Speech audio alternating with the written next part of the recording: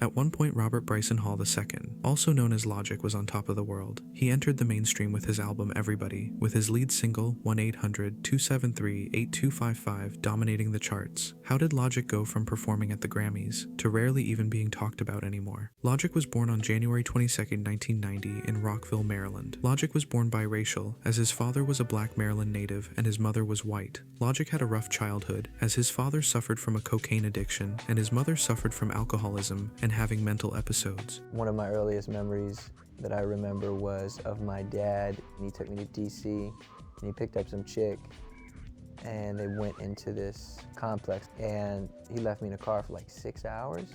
I was about 5 years old. So I'm sure they were like fooling around and doing drugs and smoking and stuff like that, which is crazy. And I was a little kid. I was just hyper. I was running around, having a good time, whatever, and she just had this breakdown, almost as if she was like murdering me. I'll never forget it. One time, Logic would tell a story about how his brother was producing and selling illegal substances to other addicts, including their own father. When Logic turned 13, he would start to gain an interest in rap and hip-hop after watching Quentin Tarantino's Kill Bill Volume 1. The movie's soundtrack was produced by RZA, a member of the Wu-Tang Clan. Soon after Logic would start listening to the group, Logic would also meet his mentor, Solomon Tallier, who would bring Logic CDs containing instrumental beats for him to write lyrics over. Logic's first stage name would be Psychological. He would state that he just loved this word because it was about the mind, and he knew that's what he wanted his music to consist of, something that really challenges the mind. He would later shorten Psychological to his now known stage name Logic. On December 15, 2010, Logic would release his first ever mixtape, Young, Broke, and Infamous. The mixtape was well received by critics and helped Logic gain a small following. Chris Zaru, the president of Visionary Music Group, would hear the mixtape and sign Logic to the independent label. Logic's second mixtape, Young Sinatra, would be released in 2011 and would gain even more attention due to songs like All I Do and Mind of Logic. With the success of the Young Sinatra mixtape, Logic would release another Young Sinatra mixtape called Undeniable on April 30th, 2012. This mixtape was unlike his others, as Logic would talk about personal topics such as his future, his father's drug use, his expulsion from school, and his mother getting stabbed.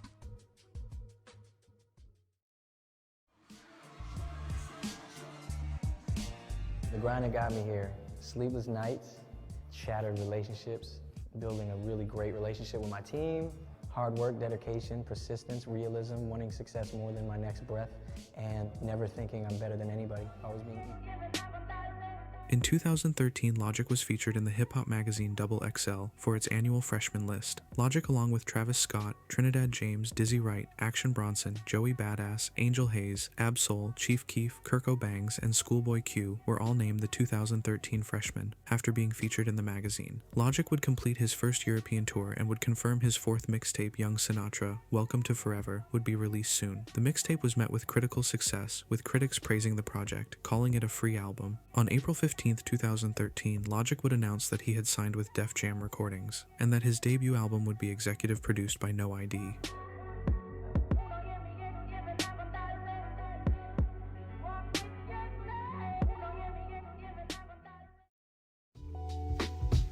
On October 21, 2013, Logic would release his debut album Under Pressure, which would sell over 70,000 copies its first week, which would place the album at number 4 on the US Billboard 200 chart. After the success of his debut album, Logic would keep growing and growing with his next 2 albums. The Incredible True Story was released on November 13, 2015, selling over 135,000 first week and placing 3rd on the Billboard 200 chart. 1 year later, on July 1, 2016, Logic would release his 5th mixtape called Bobby Tarantino. The mixtape would peak at number 12 on the US Billboard 200 chart. On May 5, 2017, Logic would release his 3rd album called Everybody. This album would take Logic to the mainstream with songs like Black Spider-Man and 1-800. Logic would also get to perform 1-800 at both the MTV Music Awards and Grammys. 1-800 would also be nominated for a Grammy. On February 23, 2018, Logic would release a single called 44 More, which was a sequel to 44 Bars, hinting that Logic's next project would be a sequel to Bobby Tarantino. Bobby Tarantino 2 would be released on March 9, 2018. The mixtape would hit number 1 in the US and would be his second number 1 alongside Everybody.